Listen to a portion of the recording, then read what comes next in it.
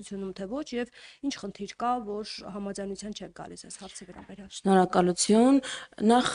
առաջին հարցի վերաբերյալ ձեր հղումը կատարած կարծեմ իշխանական մամուլի կամ իշխանական համարում ունեցող մամուլից էր տարածումը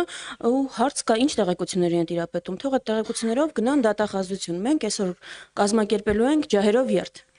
Քայլելու ենք դեպի Ծիծեռնակաբերդ ուղերձ հղելու Թուրքիային, Ադրբեջանին ու իրենց հետ պայմանավորվածության եկած Հայաստանի իշխանություններին։ Ես հարց ունեմ.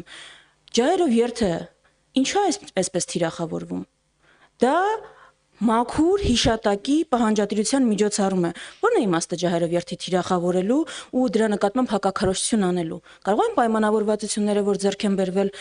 եւ Ադրբեջանի եւ Թուրքիայի հետ, իսկ կարող է դա խոչընդոտում է օրինակ են պայմանավորվածությանը, ըստ որի սահմանադրությունից պիտի հեռացվի անկախության հռչակագիրը նախաբանից։ Մենք միշտ այս կոնտեքստում խոսում ենք, այս կետի մասին խոսում ենք այն կոնտեքստում, որ դրա պահանջը Ադրբեջանից, որովհետեւ այնտեղ կա Արցախի ինքնորոշման իրավունքին հղում,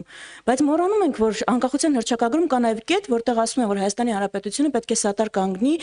միջազգային ճանաչման գործընթացին Հայոց ցեղասպանության։ Դա միշտ խնդիր է եղել Թուրքիայի համար։ Այսինքն այս պահանջի կատարումը նաեւ Թուրքիայի պահանջն է։ Հիմա այս կոնտեքստում բնականաբար ջահերով երթը պիտի թիրախավորվեր, որովհետեւ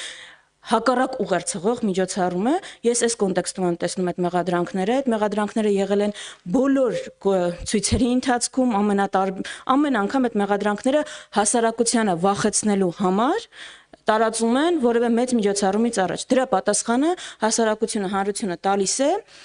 իր մասնակցությամբ, այս անգամ էլ հուսամ անկախ եղանակային պայմաններից այդպես կլինի։ Երկրորդ հարցի վերաբերյալ, եթե այստեղ է արտահայտվել, ճիշտ ասած առաջ չեմ ունեցել լսել պատիվ ունեմի առաջարկը, չգիտեմ ինչ խնդիր եք հղում անում, խնդիր չկա։ Եթե կա իմպիչմենտի առաջարկ, մենք ենք առաջինը հայտարարել իմպիչմենտի մասին 2022-ի օգոստոսին,